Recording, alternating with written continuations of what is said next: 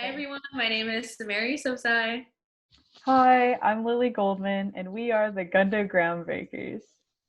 This is the fourth episode in our series where we interview Black students from El Segundo High School to gain a greater understanding of their experiences and to allow their voices to be heard. This episode, we have with us Letina Daniels, who is another recent graduate from the high school. We just wanted to thank you so much for all of your support with the series, and please enjoy this episode. Share it if you can. Thank you for everything. Good. How are you guys? We're pretty good, thanks. Good. Okay. Thank you for doing this with us. No problem. Yeah. If you could just start it off with giving a brief introduction to like who you are, how old you are, how long have you been in the district, and like what clubs you are in at the high school. Okay, I'm Letina Daniel. I recently graduated this year. I'm 16, about to turn 17, and I'm in BSU, and I run cross country and track. Oh, nice. Well, that's cool. You said you're 16 right now and you've graduated high school? Yeah. So you're a year or two ahead of your grade? Yeah. Oh, that's really cool. I didn't know that, Letina. Yeah. Awesome. I don't really tell a lot of people. I don't really know. It's kind of weird, so. No, it's not weird at all. I love that you're intelligent, you're ahead of your grade, and you're part of organizations. And you said you were part of BSU? Yes. Oh, look at you. Wow, I'm so proud of you. Thank you. I wanted to ask you, what is your experience with racial profiling? Have you faced it with El Segundo PD or at the high school? Yeah, so I haven't had great experiences with that. I have been racially profiled in El Segundo. I tell the story a lot, but one time I didn't have a fifth period in my senior year, so one time after school I was gonna get water at the 99-cent store, and as I was walking, a police car was like following me. It really wasn't fun, and then just like times in like the classroom where people think I'm less than or like less intelligent than them because I'm like Black. They don't think like I can speak as articulately. I don't know exactly that word, but you know what I'm trying to say, right? Yeah, definitely. They don't think I can like speak as well as them, or like they don't think I'm as smart as them, so they want to do all the projects or they want to help me with my homework because they think that, yeah. So Gabby was sharing a similar experience. She was just saying how she was also essentially just being stalked by the police, our own police, ESPD, which is awful. Mm-hmm. And Christoph Charles also said a similar thing to you. He was just saying people often associate him with being whitewashed because he's intelligent. Do people say to you also, like they call you whitewashed just because you're smart? Yeah, I think that they associate a certain type of like speaking pattern with Black people. So if I don't speak in that same pattern or that same way, they think that I'm whitewashed, or like I guess if I wear Brandy Melville clothing or whatever, or like I shop at whatever stores, I don't shop at traditionally Black stores, I'm whitewashed. Or since I run cross country, they think I'm whitewashed. It's like all these different things. They just think that like I want to be white because of that. They think you want to be white, or they think I am like I don't know exactly what they're thinking. I can't speak for them, but I have been called whitewashed for doing these things, or like people have told me like, oh, are you trying to like change yourself or whatever, and it's like, no, I love being Black. you're just doing you, like I'm just doing me. People are just so extra. Like, I know. Do you think they're intentionally trying to do that, or do you think those are just microaggressions that need to be taught to us, I guess? I don't think that they're being intentional about it. I think that they're more microaggressions, and I think that people need to understand that like there's a difference between like blatant racism and microaggressions, but microaggressions still hurt. Mm-hmm. So, yeah. So we were just curious, like, of the things you've heard at El Segundo High School, would you feel comfortable reporting these moments and instances of harassment to anyone?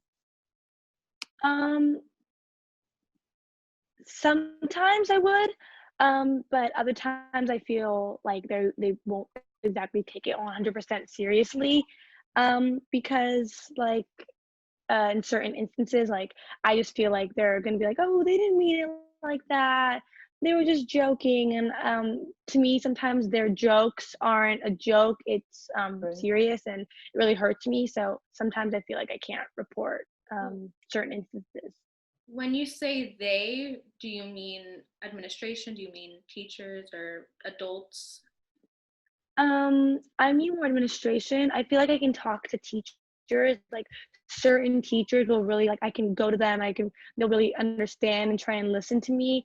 But I'm not bashing the administration, but I just mean like I feel a little bit uncomfortable trying to go to them because since our school is majority white, I feel like they don't necessarily want to punish all of the white people for something I experienced, and they don't want to talk to them all collectively. So I don't want to make it like too big of a deal. So I try and talk to teachers that I feel comfortable going to. Yeah, I agree. I trust my teachers a lot, and I'm close with a lot of my teachers, but I too feel as though I have a hard time in terms of like race and hate speech, because at the end of the day, saying slurs, whether it's racial, homophobic, or the gross R word that I don't like hearing, Hmm. it's all hate speech. And I think the Yeah, faster that kids understand that, the better it'll be for them. We're not trying to like exactly. be that girl who can't take a joke when we say don't say that R word or the homophobic F word. We're just saying don't be an asshole. And Right. Yeah, unfortunately, like it's hard to get that off our chest, because what if we do tell someone, then we're going to be bullied for it essentially. And then you mhm, think about it, it's like we're going to be bullied for reporting hate speech. Like that is so twisted. yeah, And I yeah. know, Yeah. yeah, that's not what admin I wants. just will never understand that. Like I know. That's not what I just anyone like wants. when people say those words and like you're trying to tell them like, hey, this is not a joke, it's actually really serious, it really hurts a lot of people, and they're like, oh, you can't take a joke, Yeah, snowflake, blah blah blah blah blah. It's yeah, like, oh my god, maybe you can't take a joke because these aren't jokes, this is serious, like real life issues. yeah, Yeah. agreed. Hmm. We, the organization, but also a group of students came together, group students who are Black Student Union, Hispanic Student Union, LGBTQ+, Bridge Between Cultures, Gabby and myself. We've created a list of demands for the district to just oversee, and that would essentially solve a lot of these problems. One of them being the hate speech that's on the campus. Some may argue that it's not much, but it is. I hear it every day, and I don't Hmm. like it. It makes me uncomfortable. No one should be uncomfortable Yeah. at school. Right. So in there's an equity officer, someone that minorities, anyone can go to specifically to report anything that makes them uncomfortable, but hate speech, harassment, bullying, sexual assault, things like that. Do you think having someone on campus like that, specifically for their job to be reporting these important issues, do you think that would be good for us? Yeah, I think that would actually be great if we had like someone other than like a teacher that we really trust, that someone who would actually investigate this stuff and do something about it, that their sole purpose, their sole job is to like help the students not to feel uncomfortable at school. Like if we had someone, their whole job was to talk to the students and listen to them and make them feel like loved and worthy and comfortable in an environment like especially school where you're supposed to feel like that, it would be great. And I really think that the school should add that. I agree. I Yeah. agree. My main question is when you go to your teachers and you tell them about this, do they do anything about it? You know? Um, yes and no. When I go to my teachers, sometimes they'll kind of investigate it themselves. Mm-hmm. But at the same time, it's not like the teachers have the power to like suspend this kid or like put it on their record that this kid said something hurtful or something. So like I know that they feel for me and they understand like what happened to me or other students, and they know that it's wrong. But let's just say if that student is also in their class, they can't necessarily fail them because of that, because that'd be wrong and that wouldn't necessarily be That's ethical. true. So, and I'm not saying for them to fail that student. I'm not Yeah. saying for them, but like they can't, only have so much power, so they can't always do what they want to necessarily do. Yeah. That's Yeah. true. Have there been, in your experience, like anyone in the classroom, for instance, says the N-word and the teacher doesn't do anything? Wait, let me think. I think I have had I think a couple of those experiences where I've heard people like they'll have earbuds in class singing songs and then they'll say it and a couple students will catch them and sometimes the teacher will catch them, but the teacher won't necessarily say anything. They'll just be like kind of shocked, but they won't say anything outright.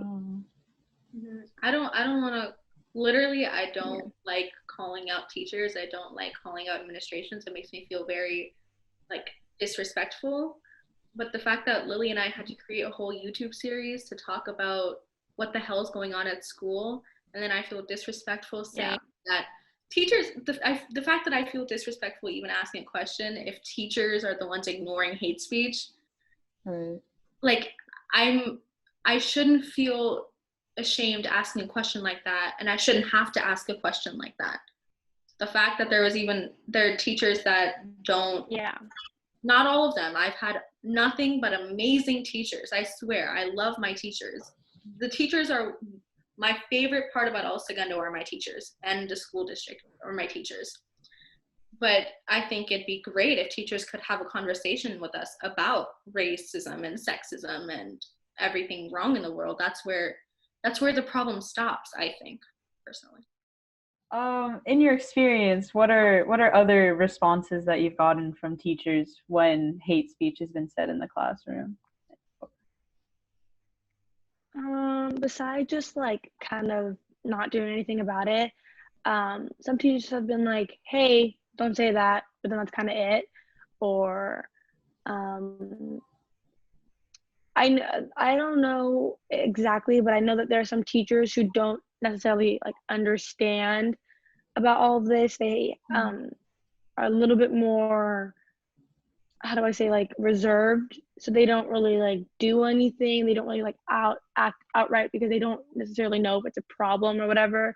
Not like the N-word. I know that like for the N-word, they'll say like, "Hey, don't say that," or like homophobic slurs, but like for the R word, I'm saying like different things like that, they won't necessarily always act outright or like say for students to stop saying these words.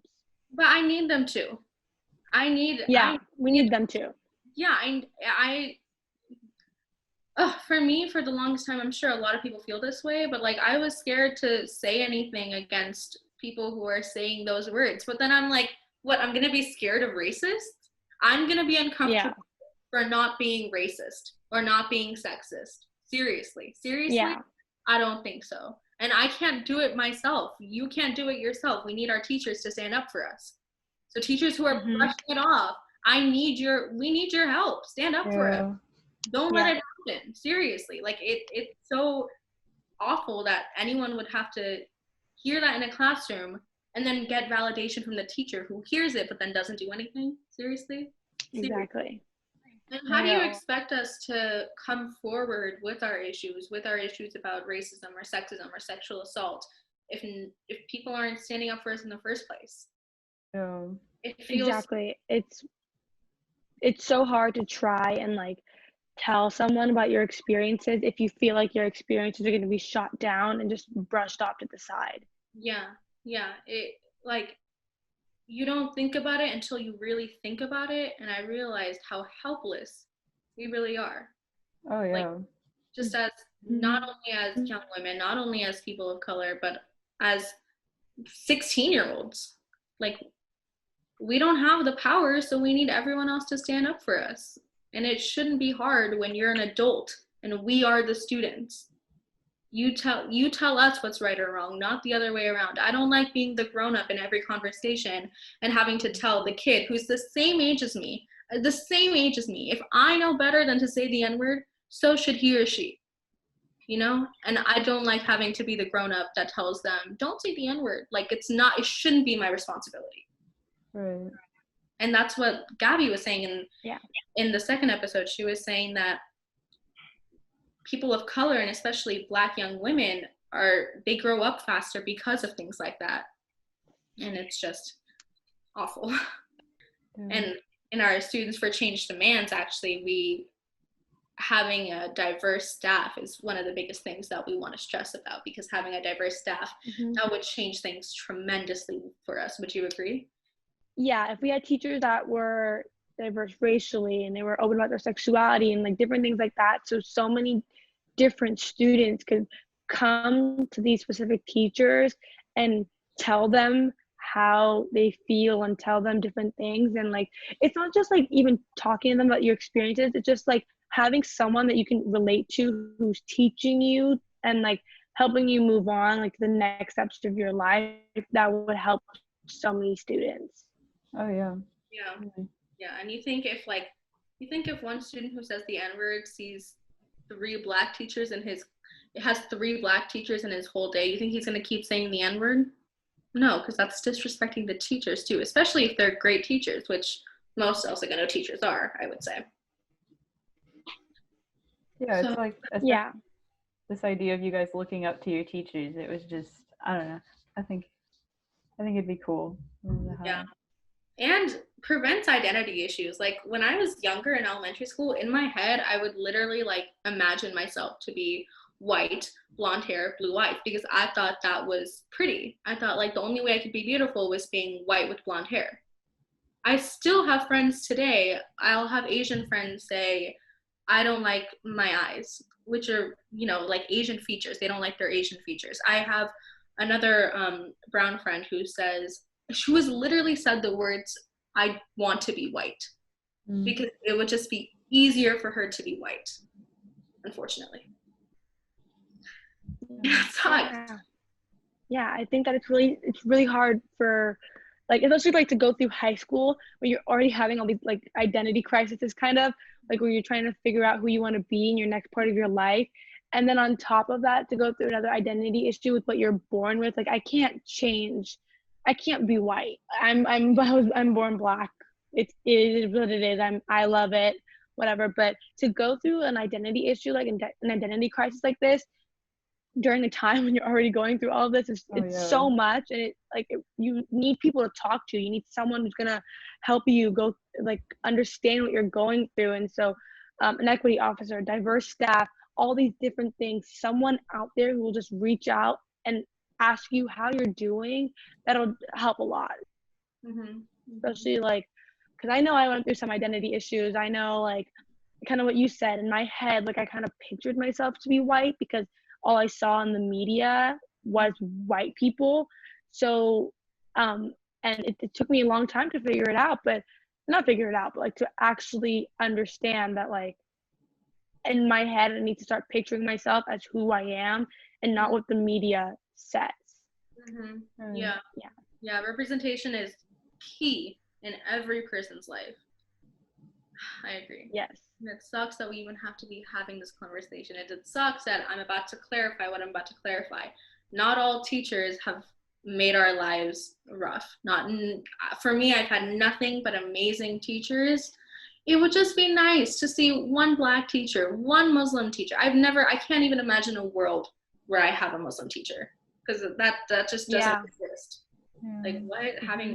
That's crazy, Even there was one Netflix show recently that revolved around, like, I'm not Indian, but revolved around an Indian girl who, like, same skin tone, same hair, you know what I mean? Representation is everything, and we don't really have it, and it would be nice to just have that. That's not much to ask, right?